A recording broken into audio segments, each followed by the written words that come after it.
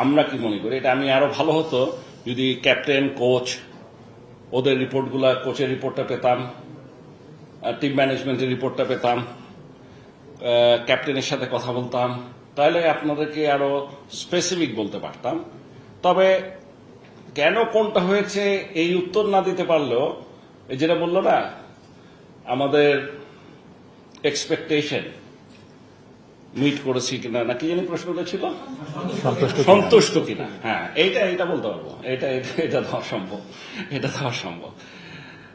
এই প্রশ্নটার উত্তর আমি যদি এখন বলি, শুধু উত্তরটা দেই, অনেক ভুল বোঝাবুঝির সৃষ্টি হবে। সেজন্য আমাকে একটু ব্যাকগ্রাউন্ড বলতেই হবে, ঠিক আছে? এইবারের বিশ্বকাপটা অন্যান্য যে কোনো বিশ্বকাপের চেয়ে আমাদের জন্য ছিল আলাদা। এইবারই প্রথম আমরা একটা বিরাট রিস্ক নিয়েছি। মানে আমরা যা মনে করি সেটা বলছি, ঠিক আছে? রিস্ক ইন দ্য সেন্স যে এবারেই প্রথম আমরা 5টা প্রায় নতুন ছেলে পাঠিয়েছি, ইনএক্সপিরিয়েন্স।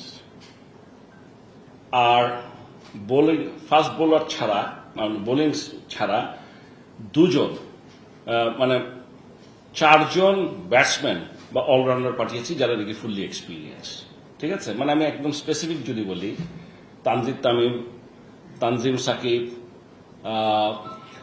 তৌহিদ হৃদয়, রিশাদ, অনিক। তো বিশ্বকাপের মতো একটা টুর্নামেন্ট, তাও আবার T20, যেটাতে নাকি আমরা বেশ পিছনে, এরকম একটা দলে বিশ্বকাপ খেলতে পাঠাচ্ছি যেখানে 5টা নতুন ছেলে। This is number 1। It was a bit risky decision. তা আমাদের ভরসা ছিল, আশা ছিল বা বিশ্বাস ছিল যে এক্সপিরিয়েন্স যেই ছেলেগুলোকে আমরা পাঠাচ্ছি এদের সাথে, ফর এক্সাম্পল সাকিব আল হাসান, মাহমুদুল্লাহ রিয়াদ, লিটন দাস, শান্ত, ওরা তো আছে, ওরা মোটামুটি কাভার দিয়ে দিবে, ঠিক আছে? সো সেই দিক দিয়ে আমরা একটু ভয়ে ছিলাম।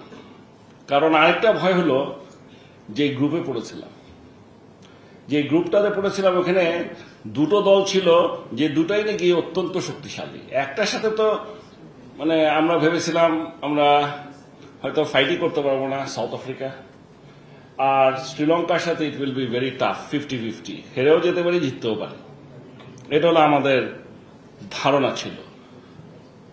এটা কিন্তু আরো বেশি হয়েছে because of the new players that we have included. একটা জিনিস আমরা আগের থেকেই জানতাম যে রিশাদকে খেলাবেই, আর রিশাদ যে আন্তর্জাতিক পর্যায়ে গিয়ে কি করতে পারে আমাদের কোনো ধারণাই ছিল না।